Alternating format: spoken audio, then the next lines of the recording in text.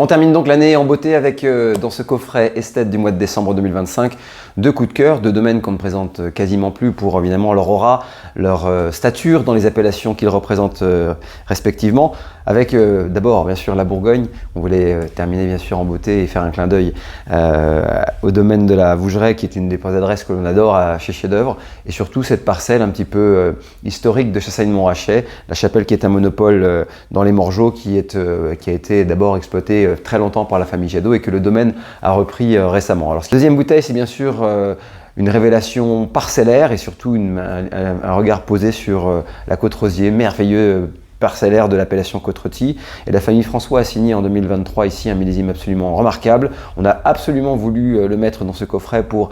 mettre le projecteur sur ce domaine qui petit à petit gagne en énergie, en fraîcheur, en pureté et qui soigne un petit peu mieux ses boisés. Donc un coup de cœur sensoriel de toute l'équipe qu'il était évidemment important de mettre. Focus donc sur cette magnifique bouteille du premier cru, La Chapelle, le Clos de la Chapelle qui est un monopole dans les Morgeaux du domaine de la Vougeraie. Alors les Morgeaux, je rappelle simplement que c'est un territoire où on a eu beaucoup de rouges plantés et c'est une grande surface viticole dans la partie sud de Chassagne, mais il y a des territoires, et particulièrement ces clos, où on peut avoir des blancs avec de l'élan, avec de l'éclat, et donc vous allez pouvoir comprendre ici que c'est une forme de dualité des éléments qui s'invitent dans le verre, avec du gras sec, de la fraîcheur, de l'extrait sec minéral, et bien sûr une belle étincelle, un boisé qui tombe à pic aussi sur la gamme aromatique.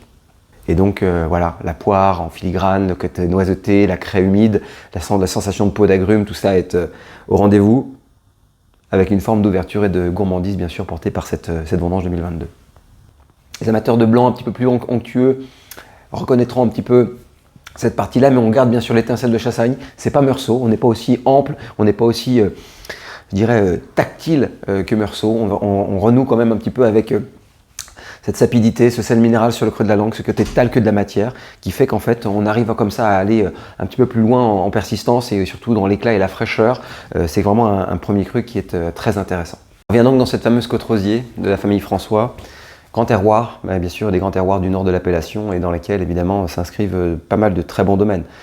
En jeunesse, ça peut être un petit peu ferme, les Côte-Rosiers, ça peut être évidemment avec les territoires, avec le sous-sol qui est un petit peu nerveux, ça peut être des Côte-Rôties qui ont beaucoup de tempérament, de caractère. Là, ce que j'ai adoré, en fait, c'est la lisibilité, la finesse, et je vous le disais en introduction 2023, cette espèce de magie dans la partie nord de la vallée du Rhône, puisque on arrive à avoir une forme de jutosité et d'intensité structurelle sans forcément passer par la bride un petit peu habituel qu'on peut avoir sur des grands millésimes. On retrouve un petit peu cette sensation velours, mais on a le caractère et le tempérament du lieu-dit qui va chanter en même temps.